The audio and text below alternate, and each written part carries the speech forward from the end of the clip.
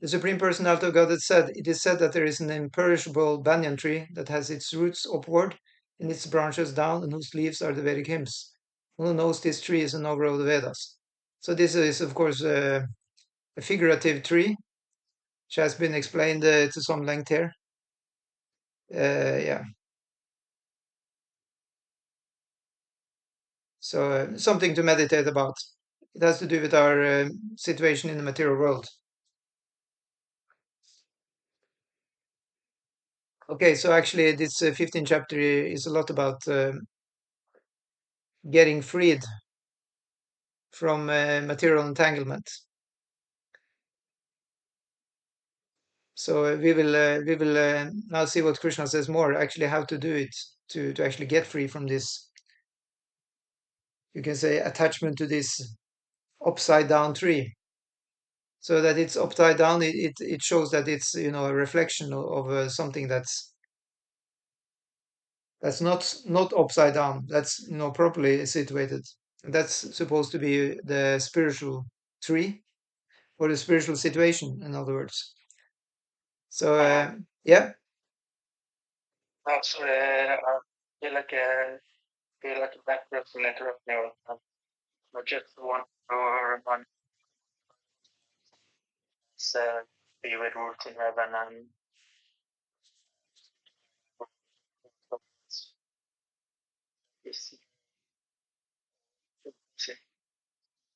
Yggdrasil. Yes, very good. Yeah, you have studied the Norse scriptures. studied before. Yeah, I will. Seal was like over Ryan this on guy on email.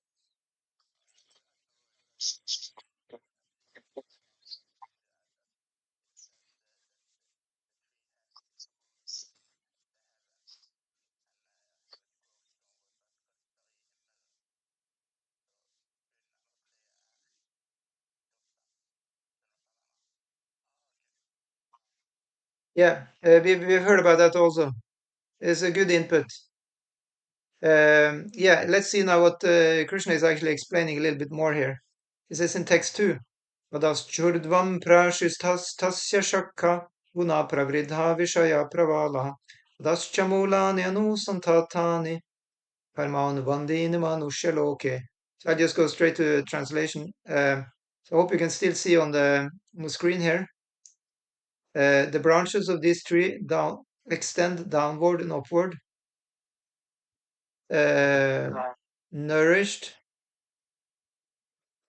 by the three modes of material nature. The twigs are the objects of the senses. This tree also has roots going down, and these are bound to the fruitive actions of human society. So we talked about fruitive activities or actions before. So anybody remember what it means? Well, you know, Yeah. for you, so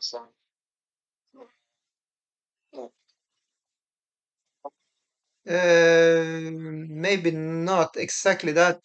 I mean, at least that's not the main way we see it. It is that, I mean, we talk about, it's actually karma. It's actually karma.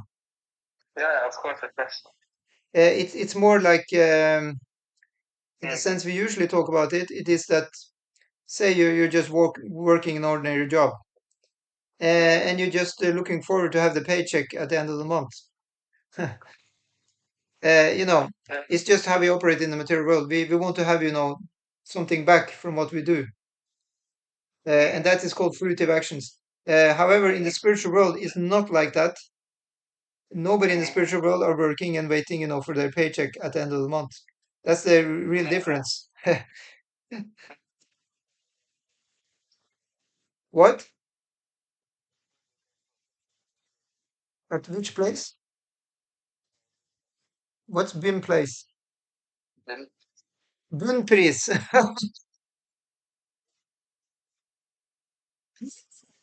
That's a good one. Yeah. Yeah. Yeah. Yeah, but it's a good point because it's tapasya to be here in the material world. We may work with something that we may not always enjoy, and so we want to have something back to make it worthwhile. In the spiritual world, every action is like a ballet. It's like in a musical, every action you do with the body is just wonderful and enjoyable, and whatever they speak, they're singing that. Mm. So, can you please pass me the hammer? Everything is, yeah, yeah. It's just like a temple. It's an expansion of the temple, and everybody are so nice to each other. They have flowers in their hair, while they're working. So yeah, so in that way, one feels like one is getting paid already. Free meals are available. The rent is already paid. Mm. The yeah, Free from material entitlement.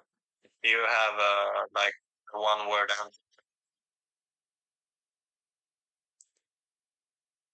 Hello. yeah, I have. The one word answer is love. Good one.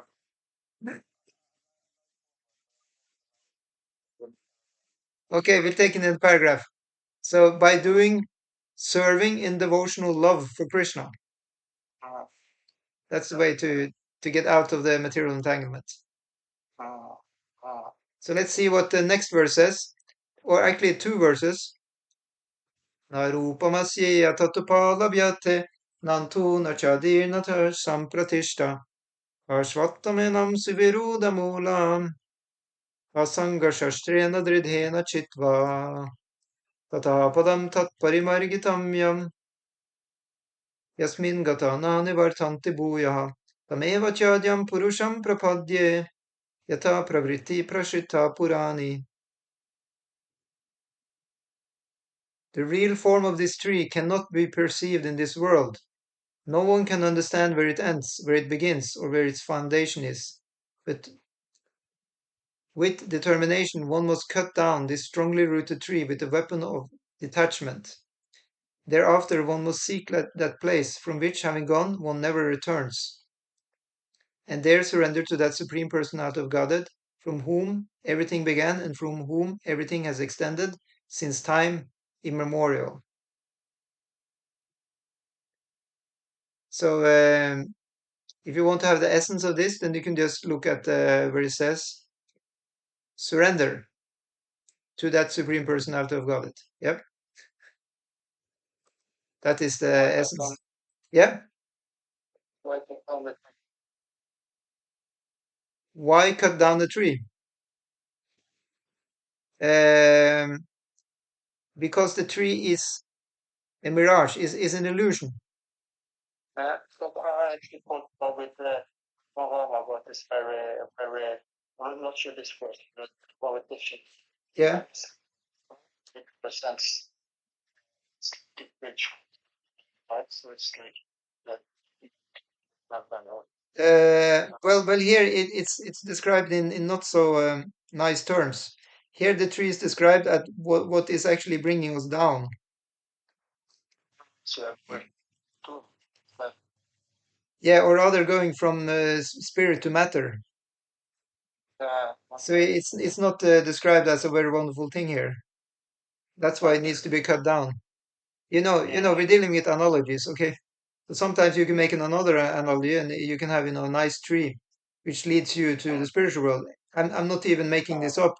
In the Chaitanya Charitamrita, it said that the devotional life is like you plant a seed, and then you grow the seed, and it becomes like a big tree, and then you just it reach. It's like a tree of devotion, and you have different branches of the tree, and that is different. Devotees, great Vaishnavas, and you can join one of these branches and you can enjoy the fruits and, all good stuff. But here if you have the tree that is pervertedly, going down the other way. Yeah. That's why it's not leading you to heaven. I'm sorry.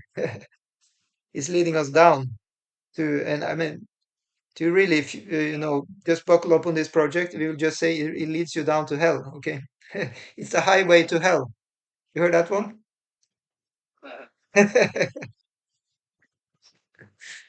Yeah. So, and to make it even worse, it's like the tree in the story of Adam and Eve with the poisonous apple. Yeah. Yeah. So after eating, after entangling oneself with that tree, one is kicked out of heaven. Yeah. Yeah. Yeah. So I'm sure, Adam and Eve, they would be happy to chop off that tree because it gave them so much trouble. Yeah. Yeah. Yeah. So we're dealing with this concept of detachment. So, in Hare Krishna, in Vaishnavism, detachment is like a big thing. However, it has to be handled very, very expertly because it's like, it's like addiction, If one is too rough on cutting away all stimuli, then, again, one is jumping back to addiction. So it has to be, one kind of has to find a substitute, like they do in treating any kind of addiction. You have to find a substitute, find something else to do, which is, what you call uplifting, something like that. Yeah. Yeah, exactly. So then comes back to this love. Yeah. Yeah. So Prabhupada says in the purport, it is now clearly stated that the real form of this banyan tree cannot be understood in this material world. Since the root is upward, the extension of the real tree is at the other end. So in that way, say if you just try and kind of make this like very stark our situation. So then we are at the very very end of the perverted tree. So we have to struggle to get all the way back to the root, right?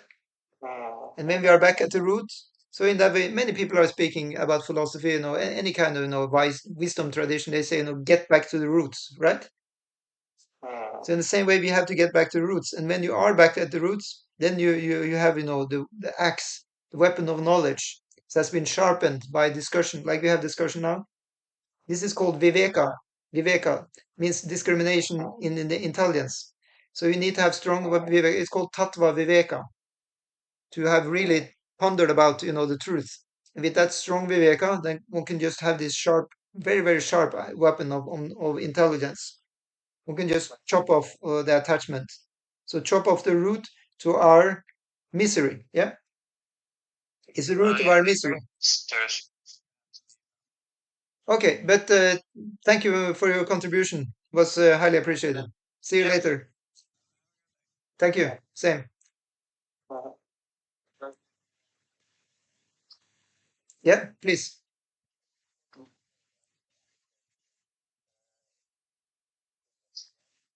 Yeah.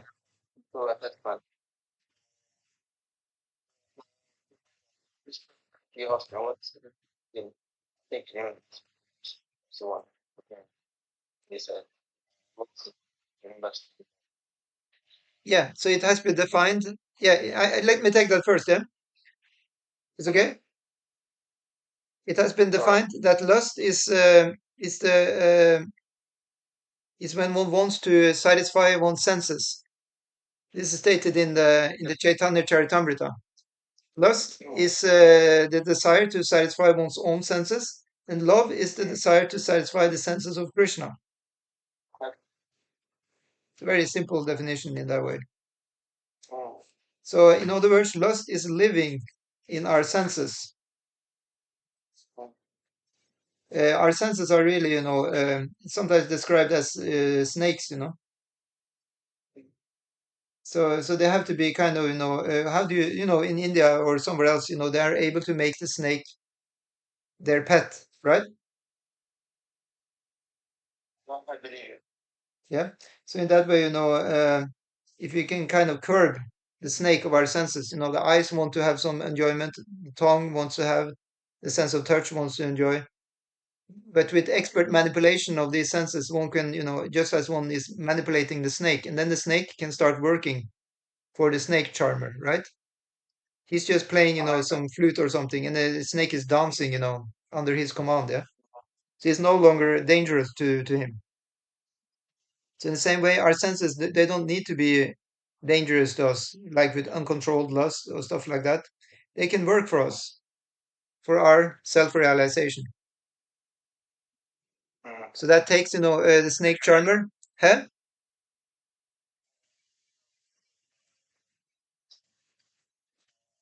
No, please say. Self-realization. Yeah, self-realization, it means to, uh, it also means mukti, actually, to be liberated, but personal liberation. So muktir hitva anyata rupam svarupena vyavastitihi. So this is a common definition from Bhagavatam. It means you give up any other mental concept of who you are, and you are situated in your spiritual self. So then you are liberated. Then you are self-realized. Yeah. And then, of course, comes the question: okay, so who am I? Well, one has to, disentangle from the false conception we have of who we are. Right. So it takes a while usually to go through, that route, because we're acting as if we are this body, right? So the action is actually defining, what we think we are. So you can say, in theory, we can understand we are Krishna's servant, but then now comes the thing that we're acting like that. And that takes some time, because the action is defined in our subtle body, in our mind. That's what triggers what we actually do with our senses. So that's why the process is Rishikena Rishikesha Sevanam Bhakti Ruchate. We are serving Krishna with our senses. And the more we do that, the more we realize that actually we are Krishna's servant. Yeah. It's like, say, for example, if you were good you were like finding out in your kitchen that you've tried to bake some bread or some bunnies, and you find that actually I can do this, or you thought you have some talent for baking, right? But you don't consider yourself a baker, right? It's not really your identity. But then you go on baking. Actually, you go to the baking school, and then you are, getting a job as a baker in the baking, factory. And then one day you are looking in the mirror and you say, "I am a baker," right? The self-realization. So in the same way with devotional service, like now we were trying out. Okay, maybe I'm a devotee. We think maybe, right? We think, yeah, I have some devotion. Like we do some offering to Krishna, we chant, and we think, yeah, we're kind of playing with the idea. But then if we get serious, we'll go to the devotional school. Every day we're training to become actually a devotee. Then finally we take initiation.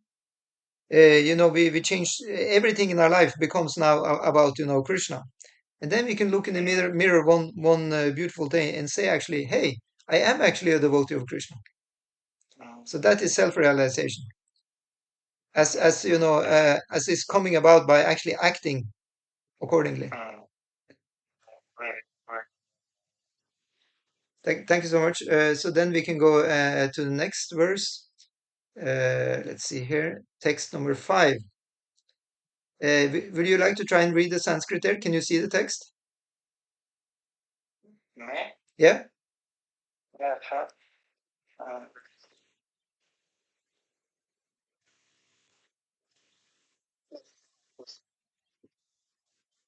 Yeah. Yeah. Yeah. Yeah. Push. Push. Perfect. Yeah. Yeah. No. Yeah. Wait. Yes. Why? But we all know. Some gyai. Gyai. You just say gi for this one. Gyai. When you have this N with this thing over it, Yeah. the G and the N together, it just becomes gya, gya. Some guy. Yeah.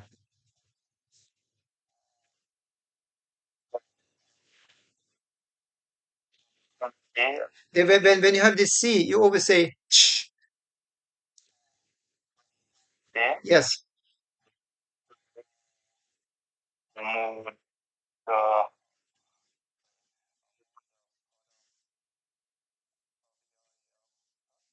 Perfect. Yes. yeah. Okay, so those who are free from false prestige, illusion, and false association, who understand the eternal, who are done with material lust, who are freed from the dualities of happiness and distress, and who unbewildered know how to surrender unto the Supreme Person, attain to that eternal kingdom. So here we saw the surrendering process described. So we take it again. Those are free from the false prestige. So what is false prestige? It means I think I am so great or something, right? It comes out of ego. And then illusion, what means illusion? Something similar. And then false association, it means, bad company, yeah.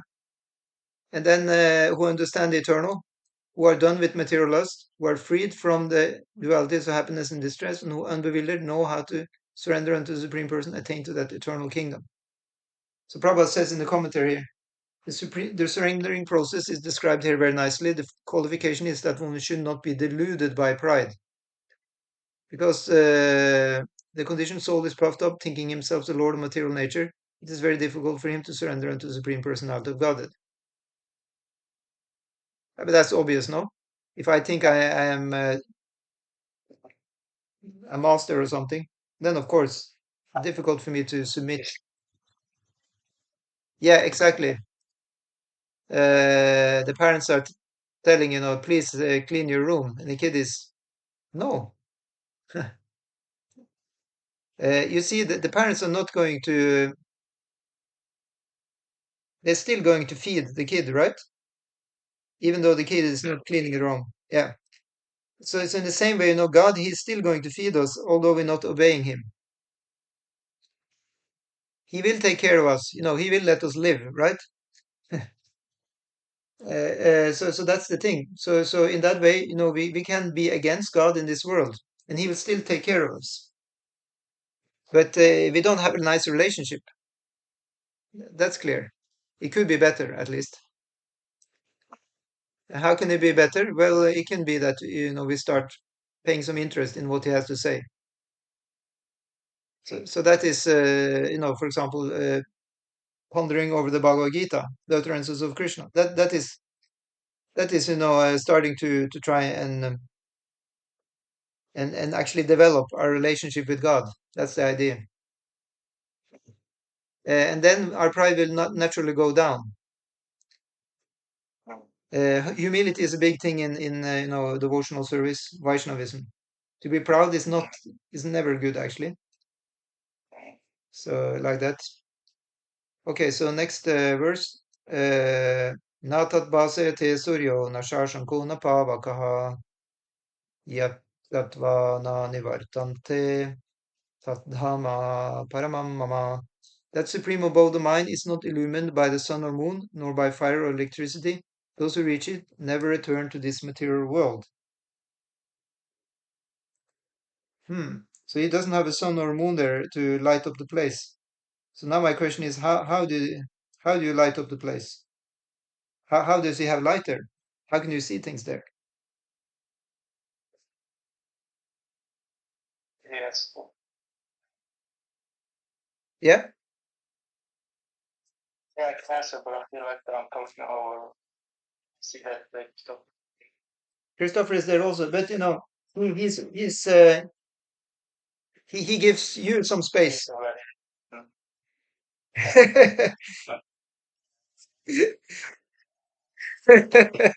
Cool. Yes. Actually, it's even bigger than that. That's part of the answer. But the actual answer is that Krishna himself is lightening up the place because he is shining.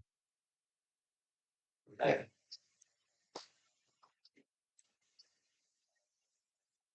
No. It's not correct. It's not within Krishna because he's the same within and without. It's coming from his bodily effulgence. Effulgence. Effulgence. It means the sun has effulgence. It means he's shining. Effulgence. It's used like that to explain. Say for example, somebody is super happy, shining. Then you can say that person has a lot of effulgence. You see in all the religious paintings of saints, they have a halo around their head. Yeah, that's effulgence. Yeah. So it's like symbolizing their spiritual advancement that they have this shining like the sun. So in the same way, Krishna is the source of all of that. So he is definitely going to shine the most. So in that way, it said you don't need the sun because Krishna is he is the source of the shining of the sun also. So the explanation is that all of these planets like that, they're just reflecting Krishna.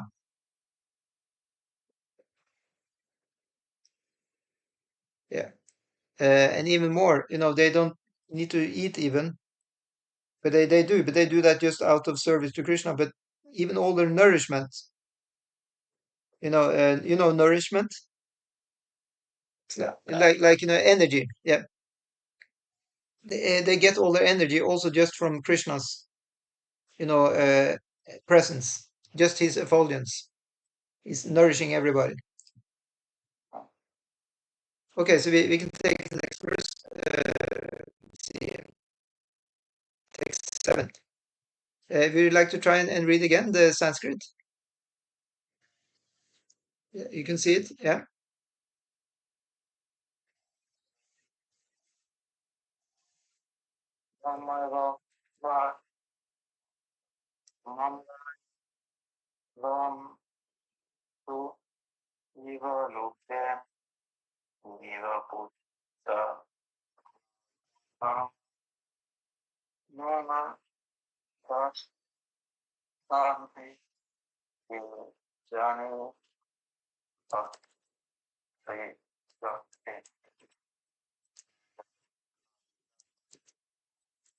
Perfect.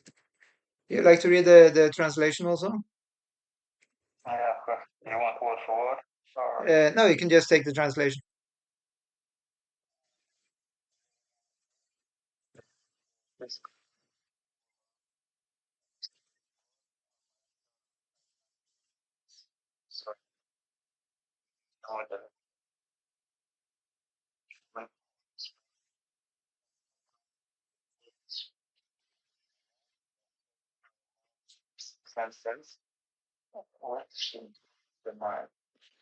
Yeah, perfect. Um, yeah, let's just see if we can dwell on this a little bit. So I think we already talked about the senses before, but I mean, it's 5 senses basically talked about here, and that's the 5 senses we are getting information with. That's as you know, eyes, nose, tongue, sense of touch. What did I miss? Yeah, ears. Yeah, and then we have the sixth sense. That's the mind itself. Yeah. So in that way, we have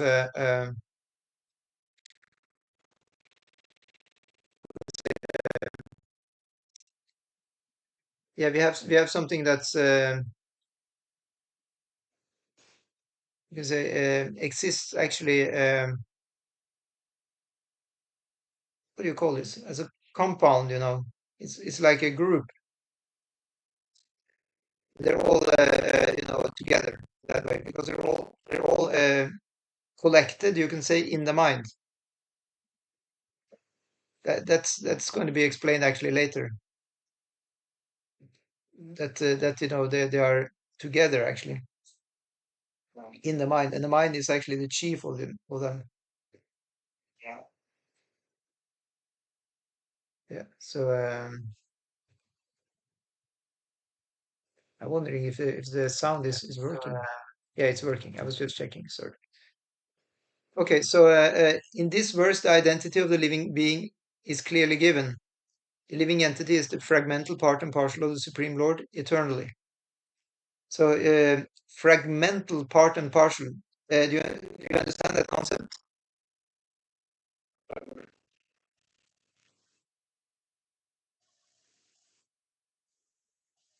Right.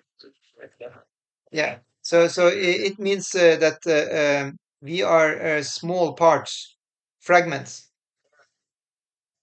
So say the example is given of the sun, and you have small fragments of the sun that would be the different sunshines, small rays, sunny rays. Sorry.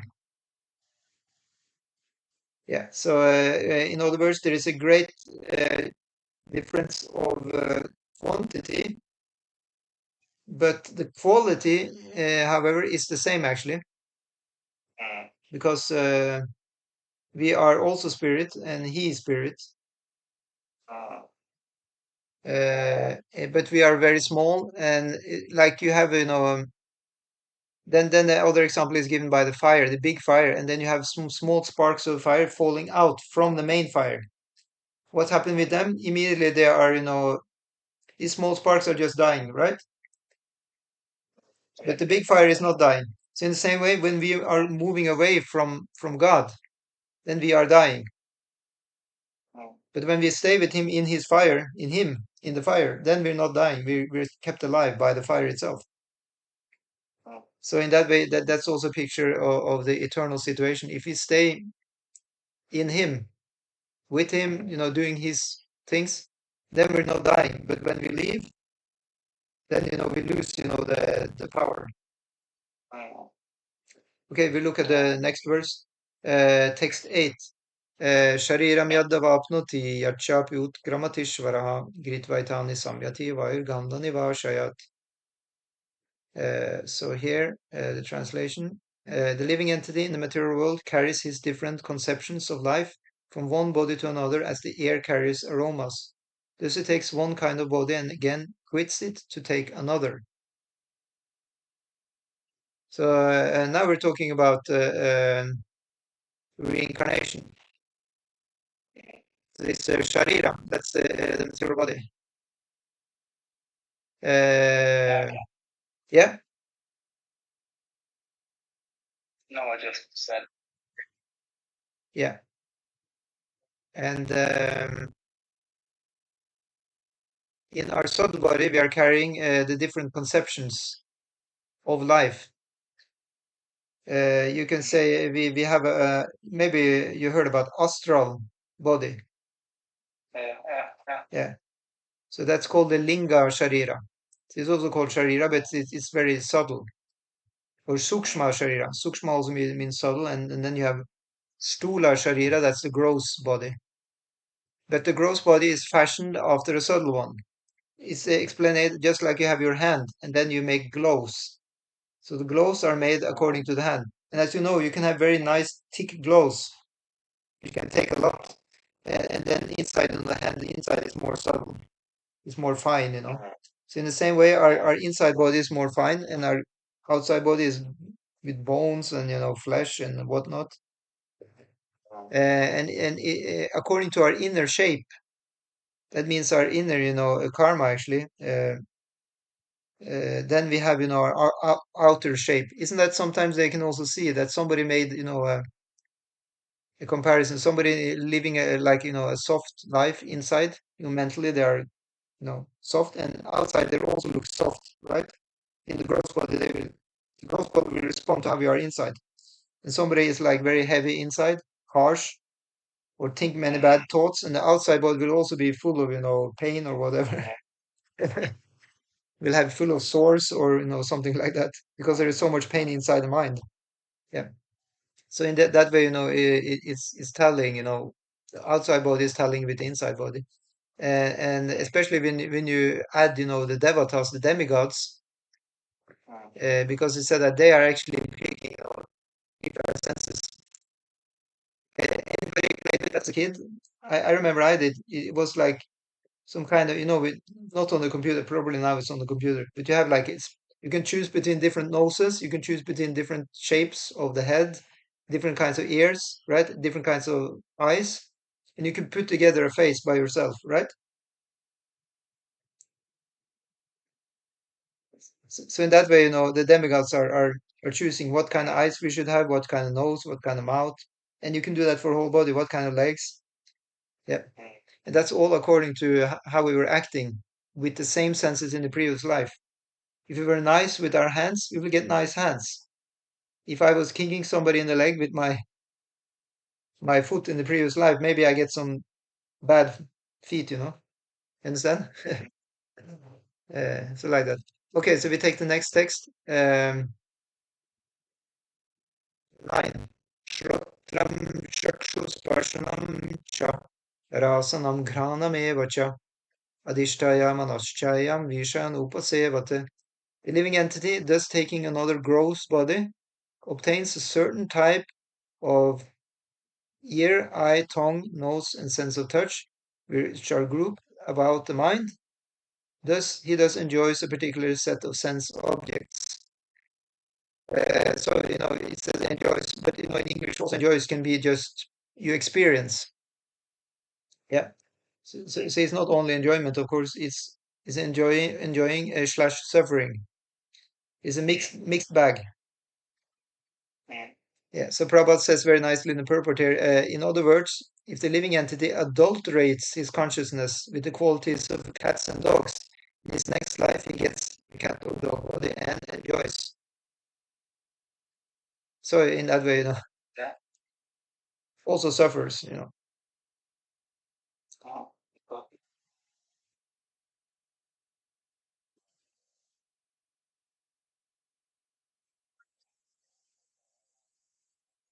No, please say. Like, oh, How what? only. Yeah, How literal are we being now?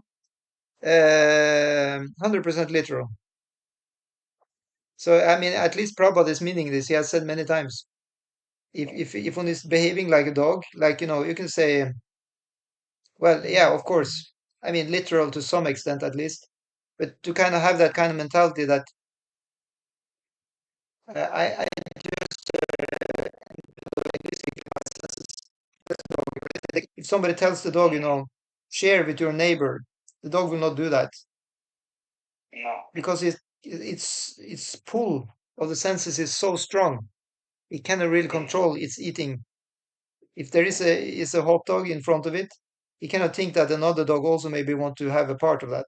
It just want to swallow the whole hot dog itself, right? So it's not very much into sharing. Because the senses are so strong, so passionate, they end up being quite egoistic creatures. Usually, of course, you have examples. There may be some saintly dogs who were very, nice to other dogs. I don't know, but in usual, it's not like that. So a person, a man, who behaves like that, he will have to have, the body of an animal because of not controlling his senses, being, very much pulled by his senses, not sharing with others. Then demigods are noting that this is not, a proper human consciousness. One is qualifying rather for, the body of an animal. Yeah. Jaganya guna vrittista ado gachanti tamasa. It said if one behaves in the tamagun, in the mode of ignorance, if we don't really want to have real knowledge, we just go after enjoyment. It's possible, no? Not to read books, not to get knowledge, and just behave very sensual, 100%, right? Then one is not utilizing the full potential of human form. Yeah, what do you like to say? No, so, so, no.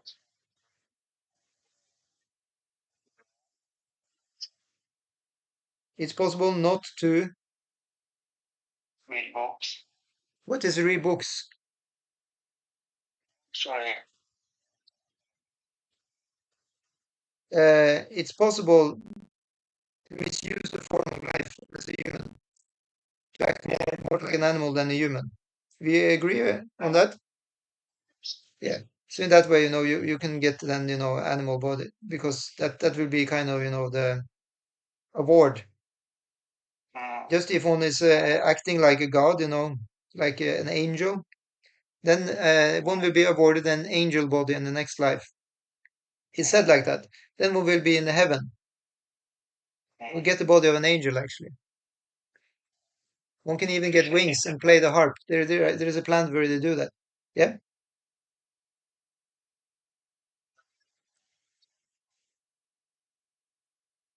Yes, Christoph, bro, we want to hear your opinion. No, I mean, Matthias here, he wanted to hear what you think.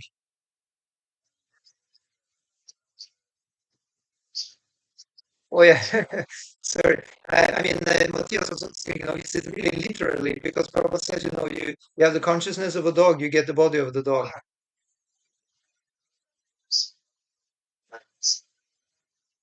Yeah. Yeah. Thing is, what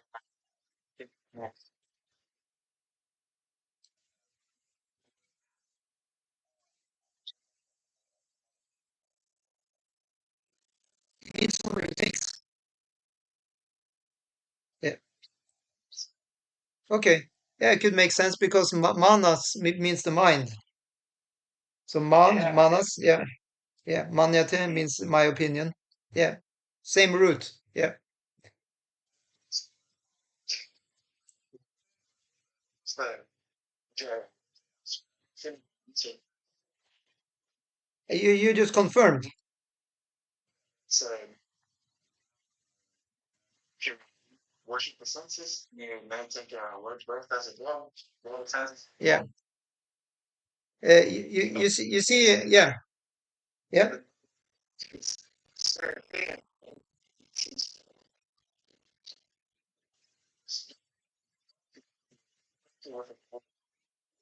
Uh, yeah.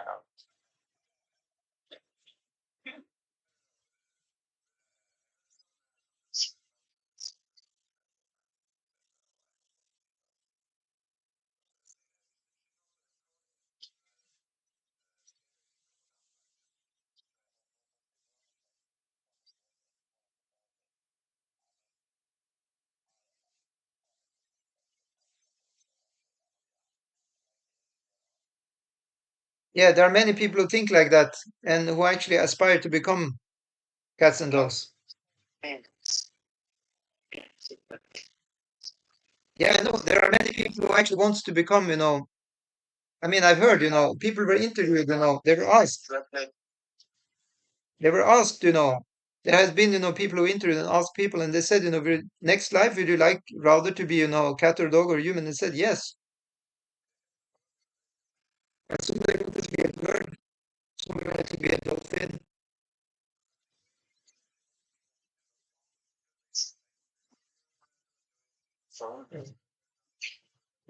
So in that way, but Prabhupada said, this kind of, situation of the consciousness is because of lack of spiritual knowledge.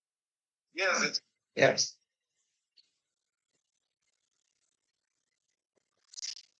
Yeah. You need a higher taste. You need a higher taste. Otherwise, human life is definitely suffering, and one is suffering more than the cats and dogs. It's very true. But if one lives spiritually,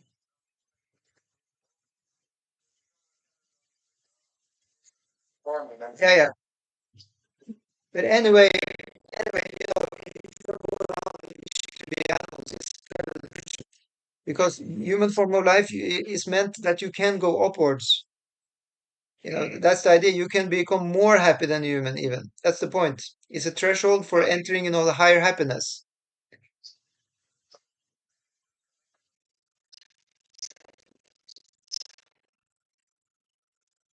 I just want to say, Okay.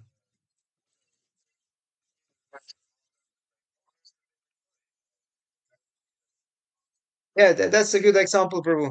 That's a good example. Okay, yeah, let's go to the next verse. Utkramantam stitam vapi jananvagunanvitam vimudananu pashyanti jnana chakshusha. The foolish cannot understand how a living entity can quit his body, nor can they understand what sort of body enjoys under the spell of the modes of nature. But one whose eyes are trained in knowledge can see all this. Yeah? You like to read the purport, Matthias? Yes. I'll make it a little bigger. Can you read it now? Yeah. It's, it's,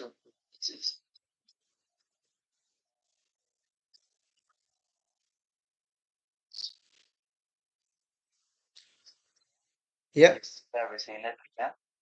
Without knowledge, one cannot understand the real needs of present body, nor what forward what is going to take the next, or even what he is living in that particular. This requires a great amount of knowledge understood from Bhagavad-gita, similar literatures, heard from a bona fide spiritual. So thank you, Master. And also, one who is trained to perceive all these things is fortunate. Every living entity is putting his body under certain circumstances. He is living under certain circumstances and he is enjoying circumstances instead of their nature. So he is suffering different kinds of happiness and stress, the illusion of Okay, full stop. First stop. Yeah. pleasure. So there we have a description. It's all going on by the illusion of the material nature. Yeah. So in that way, one should be able to give that up by the higher knowledge. So now we can read text 11. Yatanto yoginas chainam pashyanti atmanevasthitam yatanto piyakritatmano nainam pashyanta chechasa. So still Krishna will speak a little bit about the bad situation here, but also about those who actually can see. So he says the endeavoring transcendentalists who are situated in self-realization can see all this clearly. But those whose minds are not developed and are not situated in self-realization cannot see what is taking place, though they may try to. So we have to develop our mind. That's the point. So to not be developed is called achetasa. Chetas it means consciousness. So not to not have great consciousness, in other words. Then nayanam pashyanti. One cannot actually see this. So we are getting kind of divine eyes by our practice of bhakti yoga. That's the idea. So we can see actually the divine arrangement going on. Here it's in regards to to the transmigration of the soul. So in other words, it's not merely a belief; it becomes actually realized.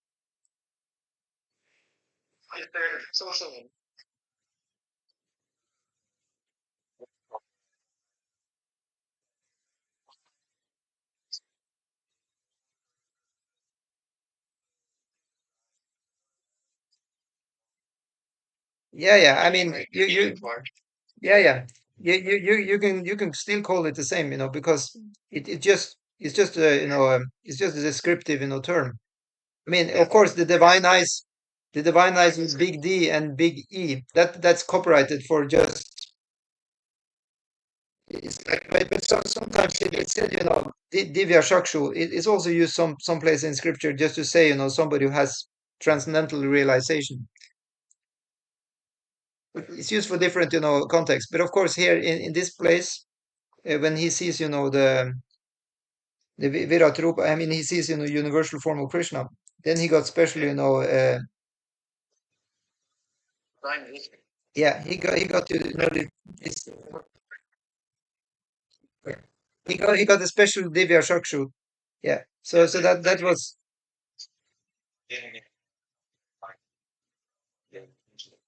Yeah. Yeah, I agree. You're right. But you can say in another way, it was not only Arjuna who could see, there were other people who also were, spiritually trained up. There were some devatas, from higher planets, they could also see that. So in that way, it indicates that if you are really, high in the level of bhakti, you can see stuff that other people cannot see. So in one sense, it gives some leeway that other people can also have, the divine vision. We don't,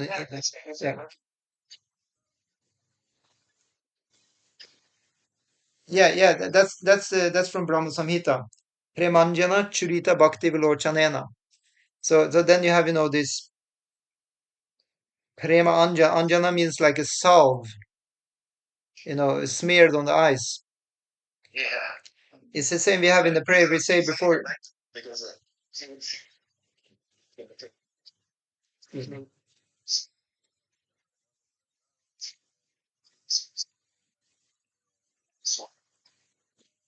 Yeah, for example, you have devotees when they see the deity form of Krishna, their heart is melting. For a person who is not a devotee, it's not happening anything, right? They don't see that. I've seen, tourists coming to the holy places in India, sorry, tourists from the, West,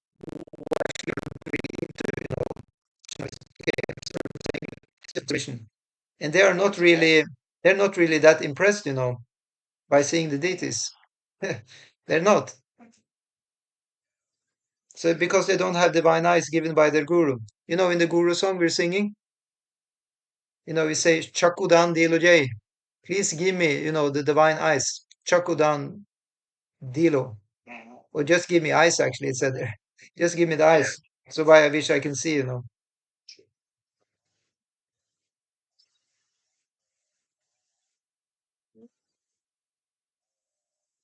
He hasn't been to our temple in Bergen.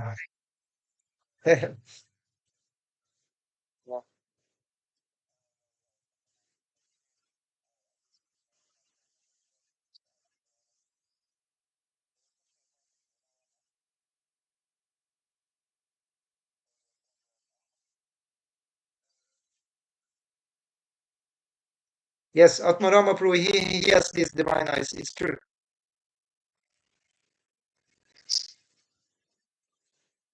Sometimes it's called also, lotus eyes. Yeah.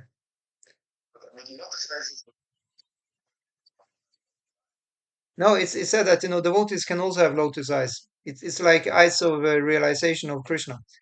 I mean,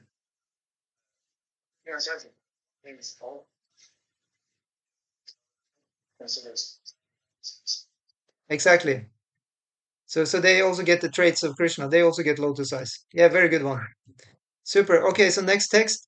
Yat aditya gatam tejo jagat bhasayate kilam yat chandramasi yat chagnau tattejo vidtimamakam. Okay, and the text says, the splendor of the sun, which dissipates the darkness of the whole world, comes from me. And the splendor of the moon and the splendor of fire are also from me. So that's the effulgence we talked about later of Krishna, which gives nourishment to everybody. Yeah. So Prabhupada says in the purport, the unintelligent cannot understand how things are taking place, but one can begin to be established in knowledge by understanding what the Lord explains here. Everyone sees the sun, moon, fire, and electricity. One should simply try to understand that the splendor of the sun, the splendor of the moon, and the splendor of electricity falling from the Supreme Personality of Godhead. That's also what I explained that or before that the sun is shining. Actually, it's just reflecting the bodily effulgence of Krishna. That's the sun we see here. And in the same way with all the other planets shining, in the night, just reflecting, the effulgence of Krishna. So Prabhupada says, in such a conception of life, the beginning of Krishna consciousness lies a great deal of advancement for the conditioned soul in this material world. The living entities are essentially the parts and partials of the Supreme Lord, and he is giving herewith the hint how they can come back to Godhead, back to home. Yeah, does it make sense?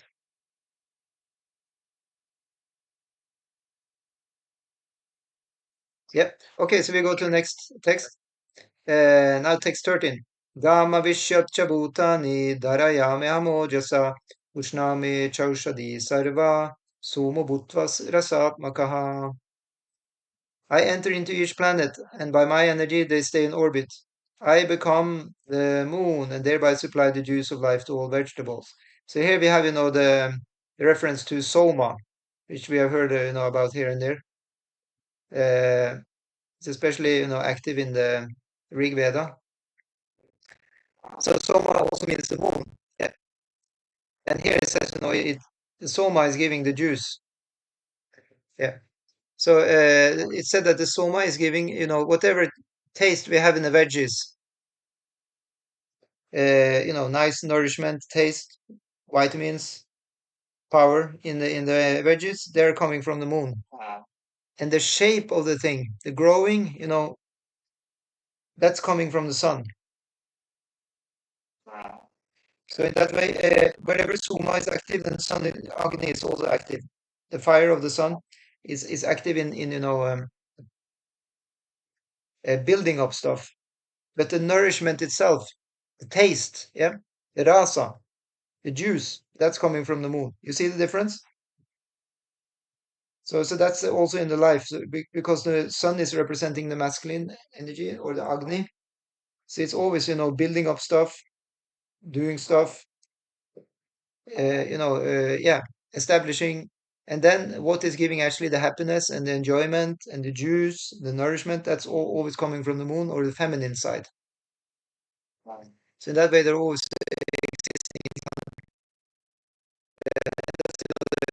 spiritual, and how it is reflected here in the material world also.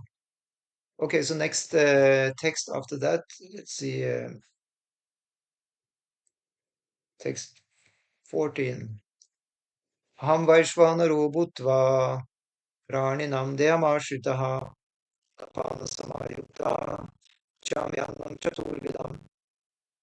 I am the fire of digestion in the bodies of all living entities, and I join with the air of life, outgoing and incoming, to digest the four kinds of foodstuff. Yeah, and then, of course, the question is, what are these four kinds of foodstuff? I think Prabhupada explains in the purport here somewhere. Yeah, he says in the end of the purport, he says, there are four kinds of foodstuff. Some are drunk, some are chewed, some are licked up, and some are sucked. Yeah. So these are four. So, drunk, you can drink food. You can drink milk. Milk is a kind of food. Yeah. And then you're chewing like nuts. And some you're licking like ice cream. Yeah. Lollipop. You're licking, right? And then sucking. What kind of food are we sucking? Candy, right? And what is called drops. Yeah. What is that called in English? Drops. Candy. Yeah, exactly. No, it's true. It's called candy, sugar candy. Yeah. So he is making sure we're digesting all of this. So he is the prana. Everybody heard about prana, of course. Prana is very central. That's the life force, and it's the prana of digestion in the body. You have a fire, huh?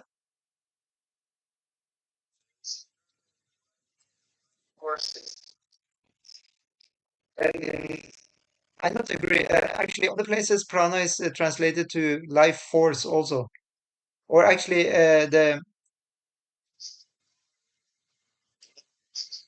yeah, but it is also the force, because any force you have is operated by prana. You see, the eyes are moving by the force of the prana. The hands are moving by the force of prana. Speaking is also everything. It's called the life force many places in Bhagavatam. It's the air of life. It's called the air of life. Yep. That's in translation here actually, air of life. Yeah. Anyway, you get the idea. But it's working together in the tummy, it's called what is it called again? Vaishvanara, that is said. It's actually a name. It's a specific kind of Vishnu form in there who digests, he's like a fire. Yeah. and at the same time the fire is working in connection with the air. So the air is blowing very heavily, and then the fire becomes bigger. So when the fire is working nicely, when the air in the stomach is working nicely, the fire is also working. They're connected. Yeah. So if you have a bad, air in the stomach, for example, it's said in Ayurveda, if you fill the belly too much when eating, there is not enough room for the air to move around. And then the air is weak, and then the fire can also not cook all the food. It said it's the same as you cook, you have a pot, and you have say you put some vegetables in the pot. And then you need to have a strong enough fire under the pot in order to veggies to be cooked, right? So if the fire is not strong enough, you cannot cook these veggies. They will remain, undigestible. So in that way, if there is not enough fire when we eat, we really have to pay attention to that every time we eat, that the fire is good enough.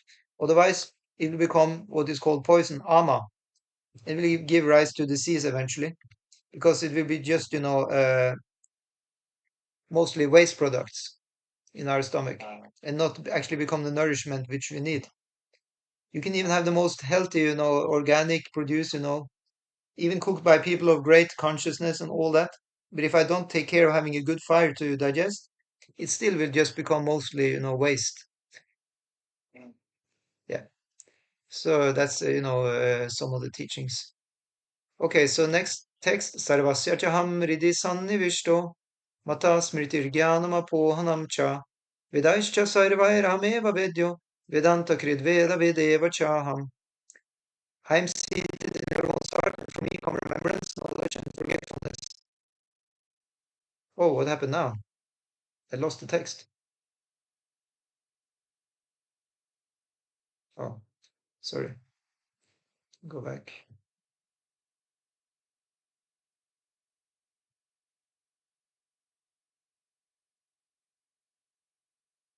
Okay, we're back. I'm seated in everyone's heart, and from me come remembrance, knowledge, and forgetfulness. By all the Vedas I am to be known. Indeed, I am the compiler of Vedanta and the knower of the Vedas. Yeah, and Prabhupada says immediately in the purport that the Supreme Lord is situated as Paramatma in everyone's heart, and it is from him that all activities are initiated. So that means that we are, actually it said that he is guiding us.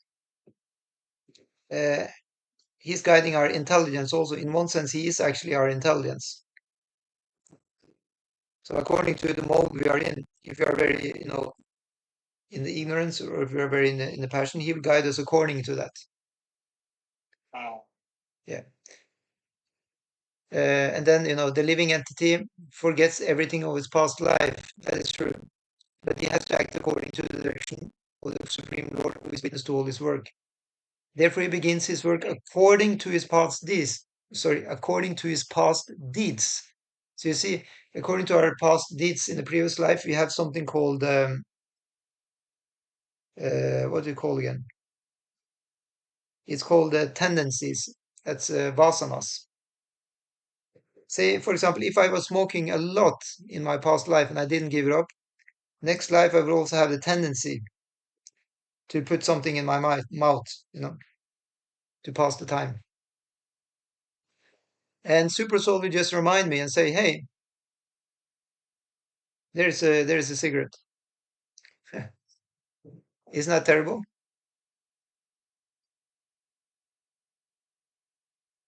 But if you become devotees, say if I like to see the deity form of Krishna, so next life, again I see the shape of Krishna in some picture or the deity, and then Super Soul will remind me, hey, look, there's the form, Krishna. You go there, look at it. Yeah. So it's also in a positive sense.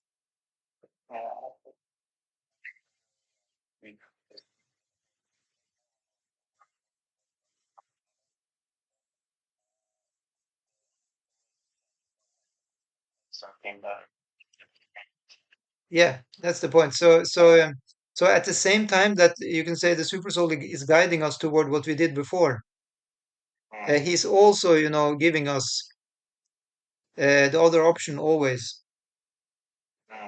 He's not keeping us in a vacuum 100%. unless we really want that, of course. You have some people who wants to be great in some art or some skill, and they just continue life after life to become expert. So then they become the best in the whole world. Probably they tried for at least a few lives to get there. And that was by the help of a super soul. So in the same way, we can become great devotees of Krishna if we try life after life for this goal. Does it make sense? So if you see some enormously amazing devotee, then you can understand it's not the first life. It's a continuation of what he did previous life, maybe even previous life, previous life. You don't know how many lives. It's it's an advancement by a lot of practice, and that's by the help of Paramatma. Okay, so we go to the next text. Would you like to read, Matthias, the text 16? Yeah.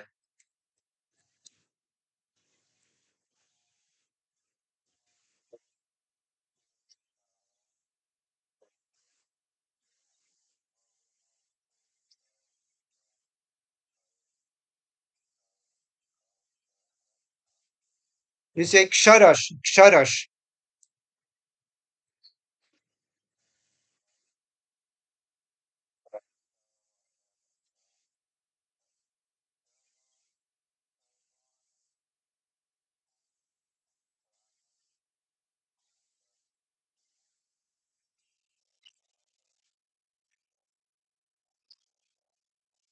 Great. You're going to be an expert in this in just 1 year.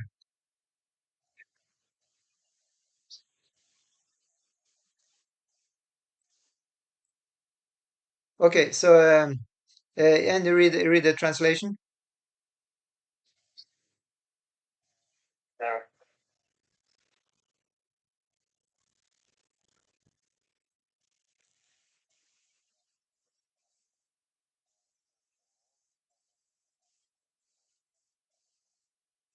Super. And then we read the purport next. Yeah, you can read that. then, all, so,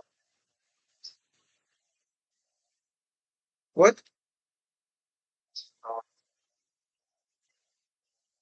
Kan läsa? Ja, okej. so already explained. No, sir. So already explained. The Lord in His incarnations said, Dios Deva, whom, whom, Oh, sorry. Compiled. sorry, whom, Okej, du klarar det. Super. Ja. Du har gått syn. Ja. But he who the Lord is giving in summary comes the Vedanta.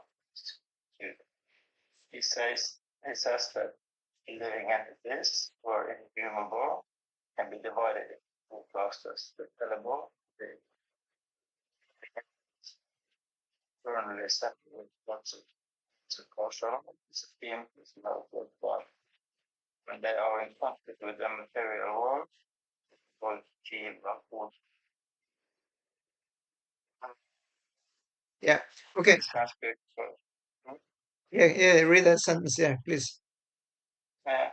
With your Sanskrit words give here,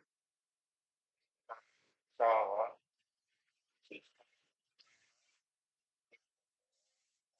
Super. Thank you. That's okay. Yeah, so that's one side. When we are in contact with the material world, then we are fallible. It means we can fall. Yeah. Stumble and fall. We make mistakes. We are suffering. We don't know what's going on.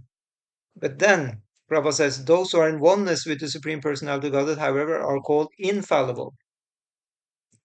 So that's the other thing. So oneness with the Lord, that means one is acting on his behalf, one is one with him in spirit. Still we have an individuality.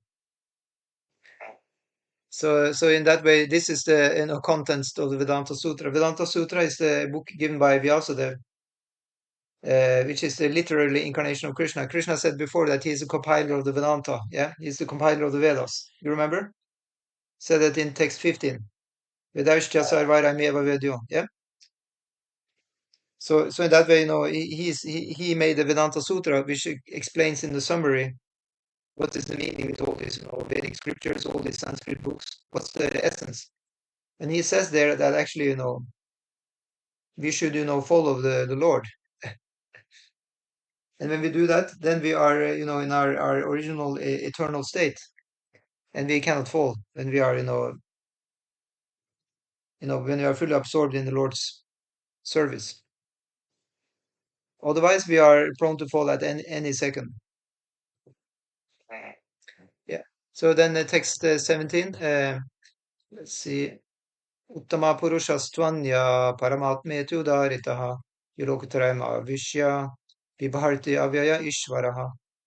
Besides these two, there is the greatest living personality, the Supreme Soul, the imperishable Lord Himself, who has entered the three worlds and is maintaining them. So who are the two? There are those who are, serving the Lord. They're infallible, and those who are not serving the Lord, they're fallible. But then you have the Lord Himself, and He's beyond these two, of course. He's maintaining both the fallible and the infallible. Right? As I said before, the parents, they can take care of the child, although the child is not obeying the parents, right? The parent will still give them food. So in the same way, the Lord is taking care of everybody here, those who follow Him and those who don't. Yeah, so then, we can look at the next verse.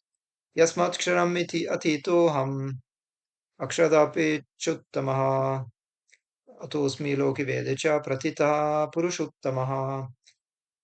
Because I am the greatest, now, because I am transcendental beyond both the fallible and infallible, and because I am the greatest, I am celebrated both in the Vedas. I am celebrated both in the world and in the Vedas as that supreme person. Yeah, so that's pretty straightforward. And then next verse, Yumamevam asamudho janati purushuttamam sasarvit bhajati mam sarvabhavana bharataha. Whoever knows me as the Supreme Personality of Godhead without doubting is the knower of everything. He therefore engages himself in full devotional service to me, O son of Bharata.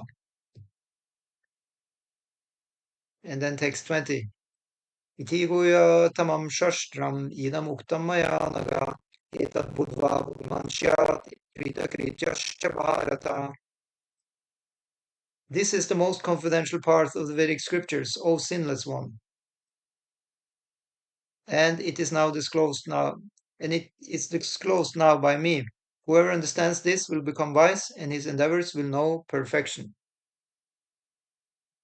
Yes, so that was actually the whole of 15th chapter. It's just 20 verses. Thank you so much. Christopher Prue, you still there? Yeah. So you have some comments or questions? Wait,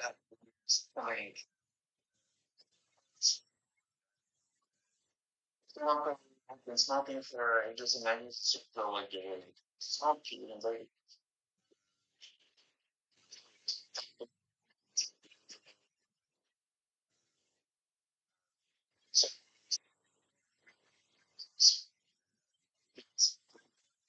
Yes.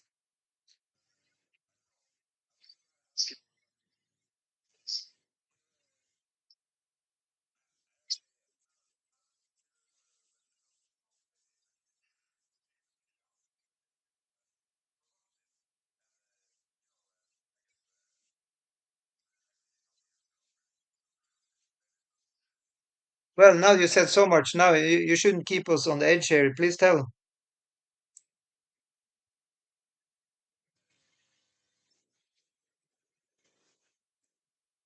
What is the question?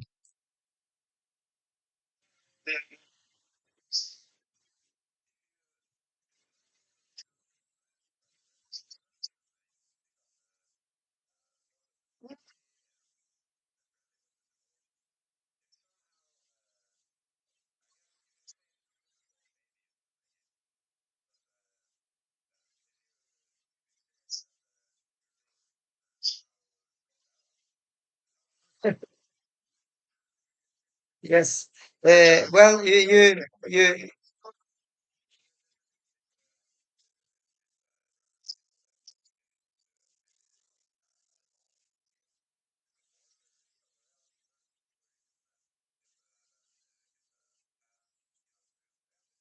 Yeah, it's true. It's always the super soul, actually. It's always, okay, with a big A. It's always the super soul because it cannot be anybody else. Because Prabhupada said also earlier, he's initiating every single activity. So, it is actually always him. So in that way, he has sanctioned it, that anything happens, is he has said, he has given the green light. Yeah. Or say, always giving forgiveness. It's great. Yeah. Yeah, because you see, there's a difference between super soul and Krishna. Super soul is impartial. I repeat, impartial. He's neutral. Krishna is not. Okay, Krishna is not impartial. He is partial. You know that.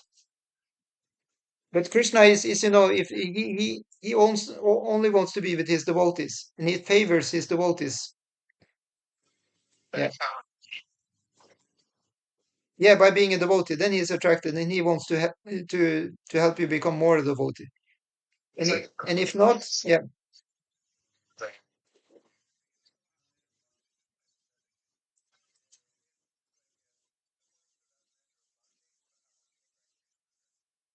Well, yeah. But it's not only you and Krishna. The devotees are also playing a big part. You see, the devotees are like Krishna's filter. In between us and Krishna is the devotees. So how we treat and serve the devotees, in that way we can come to Krishna or not. And even the highest devotees of Krishna, they're even actively blocking aspiring devotees to enter because they don't want Krishna to be disturbed by improper behavior. So they're very much blocking. One has to pass all the different tests of behavior to actually enter into the confidential association with Krishna. So it works like that. I can give an example which everybody can understand. Say, for example, if you want to associate with the King of England, so you cannot just go into the kingdom right now and say, hey, I want to hang out with you. No, you have to build yourself up. First, you go to some high class school. You start you start dressing up nicely. Yeah, huh? You understand? You have to go the grades. To get to know the right people, you have to do a lot of surrender to the people. Before you actually can surrender to the king, you have to surrender to so many people along the way to get their favor, Sure. Exactly. Yeah, but the point is you can't really trick your way all the way up to become a personal friend of the king. It has to be done with pure love, and real good intentions, and one has to get really educated, one has to learn to behave properly, say the right things, move in the right way, have the right clothes, right haircut, whatever. Yeah.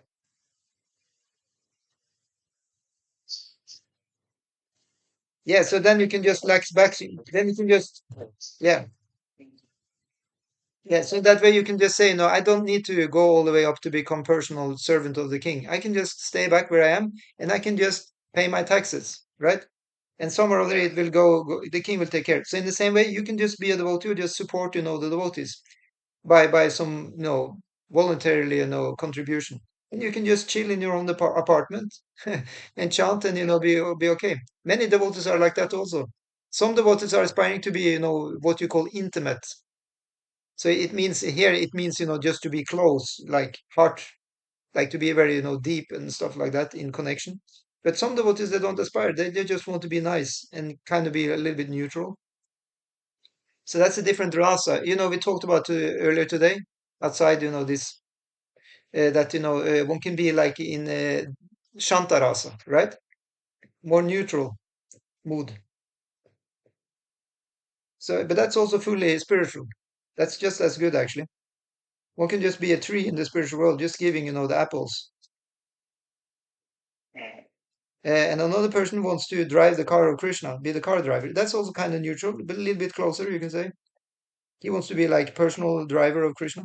Another person, he wants to be a personal friend. Now that's much more, intimate, right? And another person wants to be the mother and father. That's even more intimate.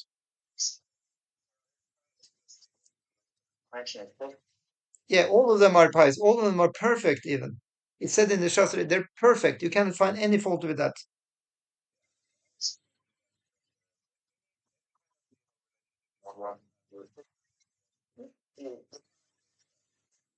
Yeah, of course. It's like if you're criticizing the apple tree in Vaikuntha, then you go there, you're gonna get apple in your head. Yeah.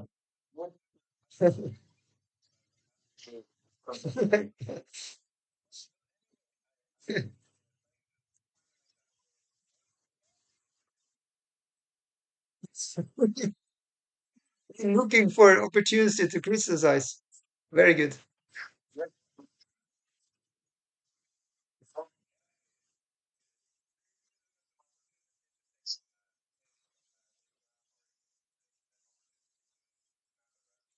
Yeah, there are somebody who's yeah. So there are some examples.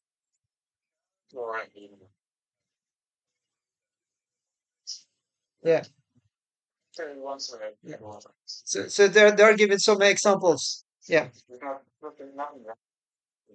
No, I mean it said the friends of Krishna they can do that. Sometimes they criticize Krishna because they think they're on the same level. Uh,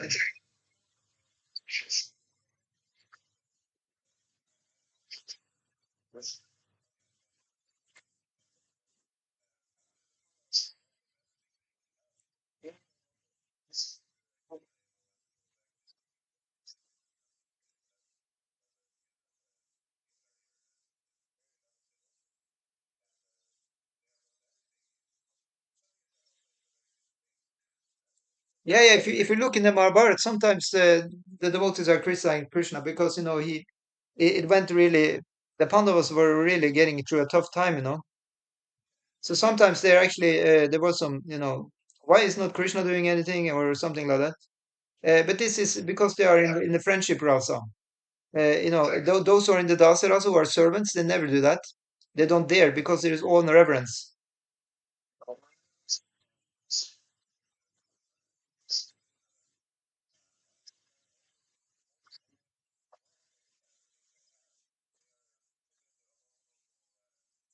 Yeah, yeah, that's true. Yeah. For example, it said, that those who play the demons in Krishna Lila, they are also in the friendship rasa. So you have Shishupala as the prime example. He was absorbed in criticizing Krishna, but he was actually a doorkeeper from Vaikuntha, playing that role. So those who are in the chivalry rasa, for example, they're fighting with Krishna. They are criticizing. Yeah, and Krishna enjoys it. It's actually said he enjoys actually that.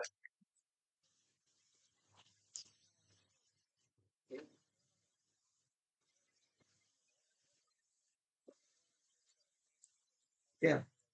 So if but then you are in the situation where you like to be punished also by Krishna because of course if you are doing that then Krishna will also punish. Yeah.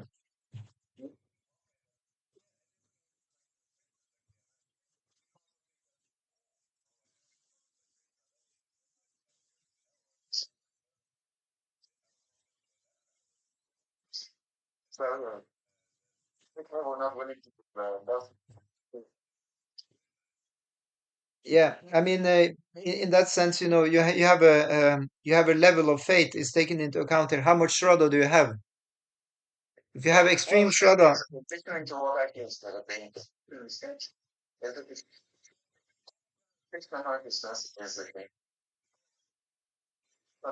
yeah, yeah, and you will find out which one you like. you know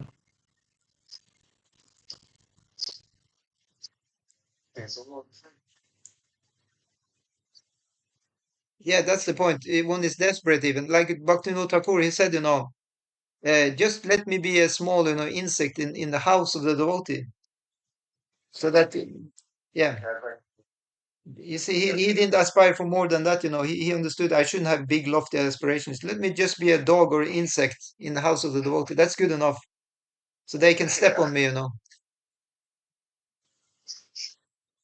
That's very sweet. Yeah. Okay, so on that note we will stop, and next time we will have chapter 16, and it will be about the divine and demoniac natures.